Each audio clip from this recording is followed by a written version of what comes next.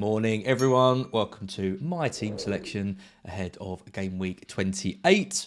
We've had the matches finish last night. I imagine it's joy for a lot of wildcarders out there. It was good news for Tony captainers, double Brentford defenders, Brighton defender owners, all of the people that I didn't have, basically, as we'll kind of talk about. So first matches were great for me.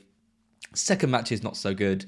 I guess you could say that I deserve it after some of my comments about the wildcards before, but yeah, I think people will be delighted. A lot of people will be delighted with how the scores have gone. I will say I did see something on Twitter, which was a lot of kind of FPL managers that I follow, all with exactly the same 105 points. Hey, I'm not saying anything. It's a good score. You did well. Well done. If you've got 105 points, yeah, no further comments. I did not get 105 points. I will talk about the points that I got in a minute.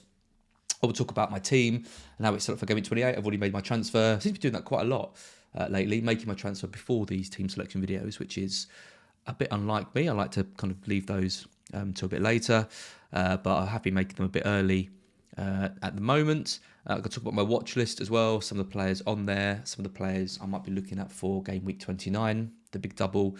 But I think I'm pretty set. I think a lot of us are pretty set on the players we're going to get. There doesn't seem to be a huge amount of differential options, but there's some kind of key choices that we're going to be making. So we'll talk through those as well. Hello to everyone in the chat. Do send me a message as we go. Keep me company on this Thursday morning. Hi to Paul H from Australia. Hi to FPL Springbok, Kev Map, Hardcore Quitch, my favourite beer from Tiny Rebel Brewery. Means hug. So I'm guessing Hardcore Quitches is Welsh. Hi to FPL Gem. Big A pouring coffee. Yeah, it's part of my rebrand of the starting soon screens I did at the start of the season. Remember the Sims 1 when it had the little things flashing across the text? That's what I was kind of going for there. Added those to Scout and Black Box. My parting gift to Scout when I was there full time. Some good scores in the chat. FPL Team Peter. Oh no, he wishes he had 105 points. 79, yeah, and a big red. Paul H, 82 and a red. And then a couple of 106s, which we won't talk about. If you got 106, you beat the kind of template content creator side. So yeah, well done. Yeah, keep the kind of lower scores coming in. 71 from Oliver. Yeah, we'll deal with those.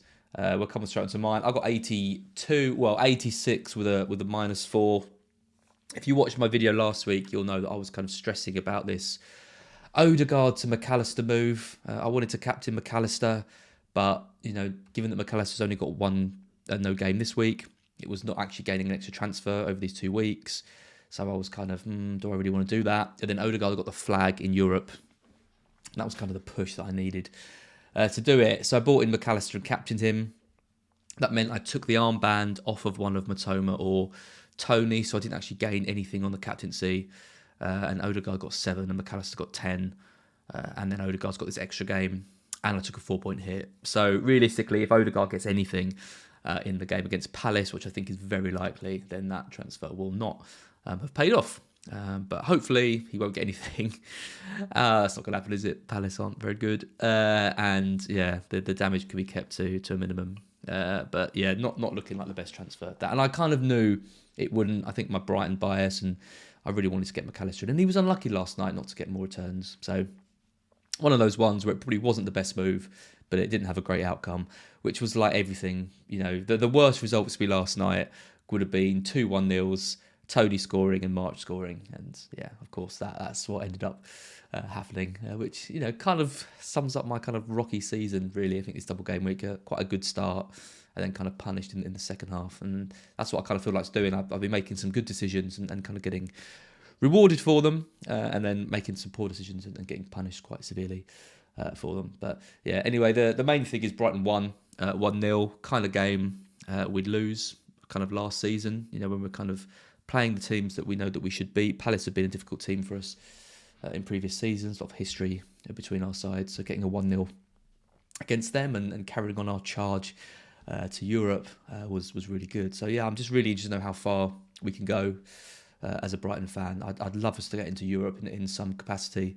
I think Champions League might be a bit of a stretch, but you never know with Newcastle, Spurs, and Liverpool all faltering. Can we maintain this performance?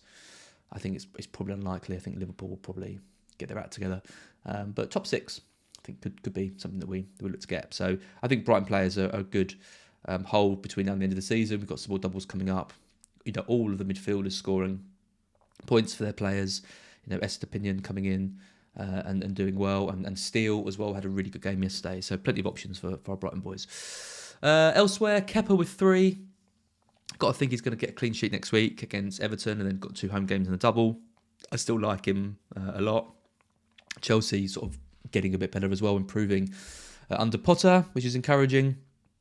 Trippier with 5. He gets the assist, loses the clean sheet. Seems to be a bit of a theme with them at the moment.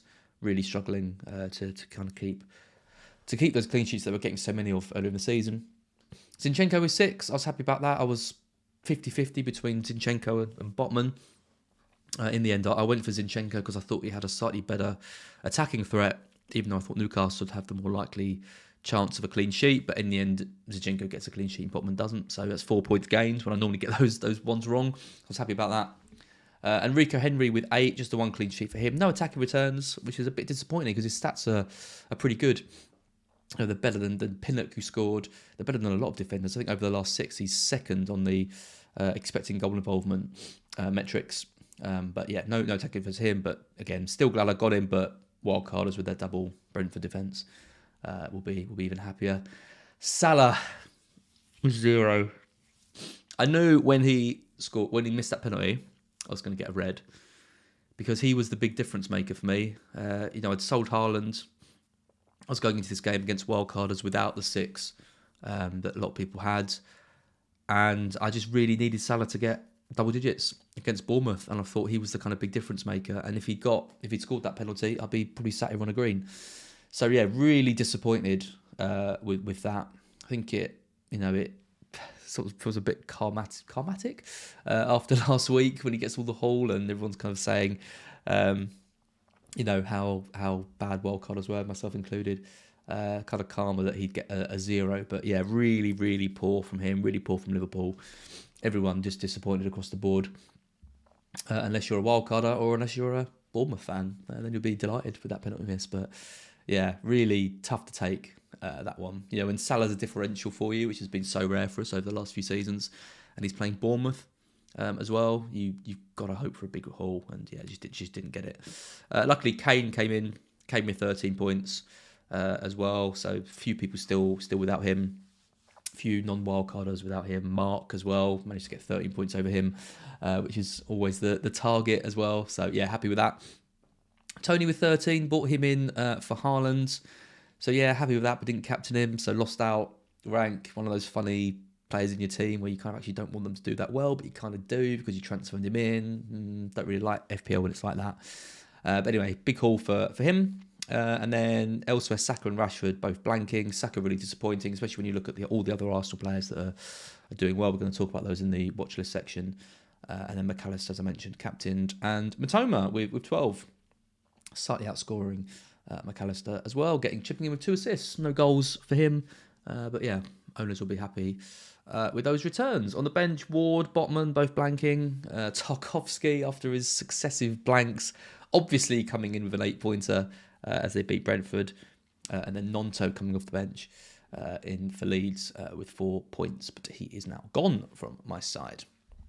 So that's my team. Paul H asking if we're all going to be bringing in Chilwell. It does look pretty good, doesn't it? I think for me, Nonto was the priority out, so he is gone. I bought in, no surprises for guessing who I bought in. He's the title of this episode. Watkins is in. I'm debating a -4, Tarkowski to Chilwell. I think that probably pays itself. I think Chelsea win that game to 0. Gives me a little bit more to play with in the double, but you just never know with defender transfers. You take out Tarkowski and he gets a header, or Everton get a surprise clean sheet, and then you're down on the move. But yeah, Chilwell in looks a really, really solid move for a lot of people. I think, especially if you've got 2 free transfers and you're moving Haaland on and bringing in another defender. My team then, this is how I'm looking. It's a bit of a weird team. You might remember it from Black Box if you watched that last night with Andy from Scoutcast, their members video. Do check that out if you haven't already. Just search for FPL Black Box on YouTube. He was excellent on the stream with me last night. So my team is Kepa in goal. It's double Newcastle defence, Trippier and Botman, Zinchenko, Henry, which I think a lot of people have got, and Tarkowski kind of ruining things a little bit in defence. And then it's Saka with Palace, Salah, Rashford, McAllister, Matoma, all that game. And then Kane, Watkins has just come in. And I've currently got Tony captain. His underlying stats are really, really impressive. Leicester's defence has been really, really poor. I'm not entirely sure that I trust Kane away, even though Southampton have been losing. It could be Saka, but again, Saka's numbers haven't been great as well. He's being eclipsed by some of the other Arsenal mids. So I think it's between Tony and Saka for me. At the moment, it's on Tony. I might switch it over. But yeah, I do like Tony at the moment. Worth a note, though, that Tony is now on 9 yellow cards. He picked up his 9th booking last night. If he gets one more, he will miss a game. So if he gets booked against Leicester, he'll be missing one of the doubles in 29, which isn't ideal, really. There's going to be a lot of people owning him, and then a lot of people not really knowing what to do with him. He'd miss Brighton away, and it'd be okay for United away. So it's not the easiest double for Brentford anyway. And if he's missing one, I wonder if we're going to see some people maybe moving him out. It's one of the reasons why I'm tempted to do my Tarkowski to Chilwell move this week, because then it would give me an extra transfer to potentially move on Tony if he does get booked against Leicester. We've got options. Havertz is obviously really popular. Someone that people are looking at. Iheanacho is someone that I like. I haven't got any Leicester players, and their double looks quite nice in 29. So I think if Tony gets booked, it might be someone that I look to move on, especially because I'm likely going to be wildcarding in 30 or 31, and then I could potentially bring him back in. Not that I know that I would, given that this ban is looming over him. We think April is going to be the time when he gets that ban. And there definitely will be a ban. So it's probably time to move him on, I think, if he does get the yellow card as well. Oh, a few people saying he misses both games in 29. Yeah, is it two games missing for 10 yellows? Yeah, it could well be. Yeah, well, it's an easy sell then, isn't it? Makes selling Tarkowski actually even more tempting for me this week. Yeah, thanks for that. 29. So this is how I'm set up for 29. It's currently Kepa in goal. Trippier, Henry, Botman, Chilwell will be coming in, whether that's this week or next. This week for a hit, next week for free. Matoma, Salah, McAllister, Rashford, Watkins and Tony. And then it'll be the bench boost. Ward, Zinchenko, Saka and Kane, which is a pretty good bench. I have to say, captain, I don't really know who it's going to be. Rashford is going to be the overwhelming favourite. Newcastle away, struggling to keep clean sheets. Brentford at home. Brentford better at home as well. Looks good for him. Salah, 2 away games. City and Chelsea, not a massive fan of that. It could be McAllister. Again, Brentford and Bournemouth. I think that's one of the best doubles that we've got. I like Maddison's doubles, like I mentioned as well. Villa and Palace, I think it is, which looks really nice. So it'll be one of those players. Probably Rashford, I have to say, is probably the one that I'll be going for in that. I don't mind Havertz as well, if you've got him with the 2 home games as well. Watkins looks good. I mean, there's plenty of options. I think most of us are going to default to Rashford, but I'm hoping that we see some captains sort of spread around a bit, because it's quite an interesting week for it. Yeah, Paul H confirms too much ban for 10 yellows for Tony. That would really kind of put a cat amongst the pigeons, wouldn't it? If Tony doesn't get that ban, that means people's transfers will have to be taking him out, and I think we'll see lots of different directions going with that. Particularly as Haaland's been sold, and a lot of people have got Kane, Watkins. Will people go for Havertz? Will they go for Iheanacho? Is there someone else that's going to emerge that people are going to be looking at? Yeah, it'd be interesting to kind of see. Will people go for like Mbomo and hope and just keep the Brentford forward? I doubt it, but you never know. Yeah, so we'll kind of see how that goes. But he's got to get that ban and that yellow this weekend. So yeah, do pay attention to that. Let's have a look at the watch list. So I've updated this with a few new players. In defence, no changes here. This is sort of ordered by non-penalty XGI per 90 data since the restart. In defence, we've got Trippier still at the top of that. Another assist for him. He's having a great season, ticking along nicely. Would you have him on a free hit if you are free hitting? It's an interesting one. I mean, Forest looks like a good fixture. They're now going to be without Johnson for a bit. I definitely would be going for the double defence. I think there could actually be better options in defence. If you go for an Arsenal defender, for example, I'll be very tempted by the 2 Chelsea wing-backs as well. I think James has been declared fit for this one. Chilwell's obviously in great form as well. So I'd be tempted to go for those two and not go for a Newcastle defender. Now, when you've got a player like Trippier, who's so highly owned on the free hit, it's tempting to go against them just to kind of go against them. So, yeah, Peter asking who my differentials would be on a free hit. I would go for those double Chelsea wing-backs. Stick Martinez in goal. Not many people have got Aston Villa defenders. And, you know, they are conceding quite a few shots, so the saves could rack up for him as well. So, yeah, I like kind of going for that option. I like, you know, someone like Iheanacho as well, but it's difficult to kind of bring him in when you've got Tony Watkins and Havertz and Kane all looking so strong, so you can't really make any differentials there. In midfield, you're probably looking at someone like Buendia, maybe, but Son is the obvious free hit choice for someone looking for a differential and just praying that he gets a massive haul against Southampton, which he has done before last season, but yeah, didn't manage it earlier in the season when a lot of people had their hopes on him. But yeah, I think Son is the big difference maker, 6% ownership for him. You know, there's not a lot of other premiums knocking around. Maybe Sterling as well. I put him on the watch list. He could be someone that I like as a differential on the free hit, but yeah, it's not that easy to pick him out. I think what else I'd do is I'd maybe back against Saka as well and go for a Trossard or go for a Martinelli or someone with lower ownership than Saka. So try and, you know, instead of going for like differentials from completely different teams, try and find differentials within their own team if you're looking to steal ahead of everyone. Midfield, De Bruyne is now top again of the non-penalty XGI per 90 stats, but not really someone that we're going to be looking at, which is really, really interesting. No double for him, obviously the blank this week. There will be some more doubles coming up. I wonder if he can factor in back into our thinking along with Foden as well, who's just completely ousted Mahrez at the moment. But that's probably one for a few weeks down the line. I've added in Sterling. You know, this XGI, non-penalty XGI per 90 is pretty decent actually, 0.58. He'd looked pretty good for Chelsea as well before he picked up that injury. Mudryk came in and did well, but I think if Sterling's fit, he comes straight back into the side. I've added Fernandes in as well. Obviously not one for this week, but in the double, if you're free hitting maybe this week, if you're wildcarded this week maybe, and you're looking for a 29 player that not many people are going to own, who's got a double, I think Fernandes is an interesting choice. Non-penalty XGI per 90 of 0.52. Will his role change?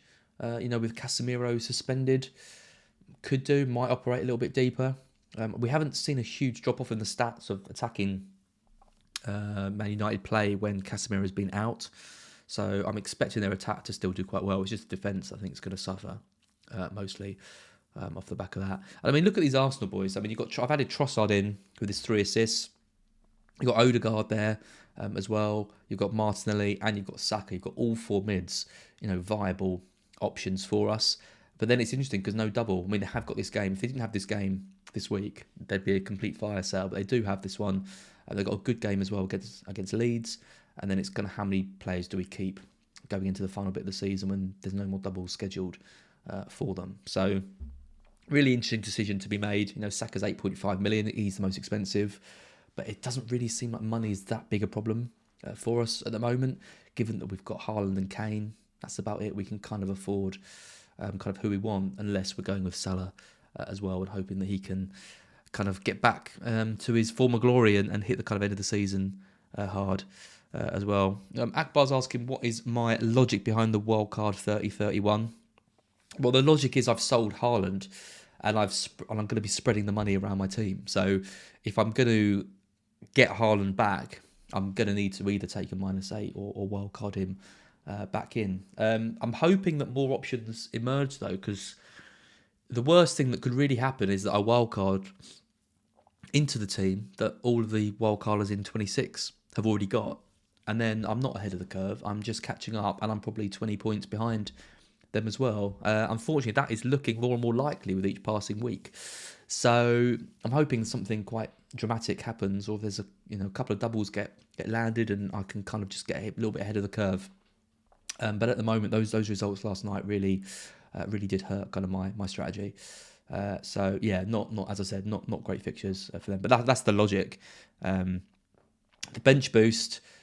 Well, the bench boost I just think is such an obvious play for 29, given that most of us are going to be going into that with 10 or 11 doublers, and then you've got Arsenal with good fixtures, good fixture against Leeds, and Kane with a good fixture. And even if you've kept Haaland, it's still a home game against Liverpool. So the single game week players have got good games, and there's loads of doubles. So there's not going to be a bigger double game week this year. Lots of us already set up for it anyway, so it just seems completely logical. I think 90% of people who've got the bench boost left will be playing it in 29. That's a figure plucked out of nowhere, but yeah, that's the one I'm putting on. And then finally, up front, I've finally added in Watkins. I talk about him every week. Only felt fair to add him in. 64 points since the restart is really, really impressive when you compare that to Tony, for example, who's got 60. Compare it to Kane, who's got 74, so only 10 points more than Watkins. Obviously, a lot more money, more points than Havertz, 43, with a similar non-penny XG per 90, 0.51 as well. So yeah, I mean, look at Nunes, 37. He's top of the non-penny XG per 90, but just isn't really delivering those points as well. So yeah, Watkins is just a really, really solid choice. I think he's a good captain choice this week as well. I'm expecting Villa to score a couple against Bournemouth this week. So yeah, I think if you're looking to move Haaland on, it's obviously, from the majority of people, it's between Havertz and Watkins. I did consider Havertz, but I think Watkins just has too much in his locker as that kind of real focal spearhead of the attack, whereas Havertz is dropping a bit deep and playing in a bit more of a free role. We're still not totally sure about Chelsea and what they're, how well they are actually gelling. I think Watkins has got the bigger chance of bigger hauls over the next few weeks. So that's why I've got him in. But yeah, I don't mind the Havertz pick as well. So yeah, that's pretty much where I'm at. Paul H, wildcard 30 also means you can take money out of your bench and put it into your first 11. Yeah, I mean, there's going to be other doubles to come, but they're not going to be huge. So yeah, that would be the kind of idea of that. I mean, the trouble with that is that wildcarders, I don't think have got a lot of money in the bench anyway, because it's the likes of Mitoma, Estepinian, Henry, these cheap, and even goalkeepers. If people have kept Wards, even someone like Steele is quite cheap.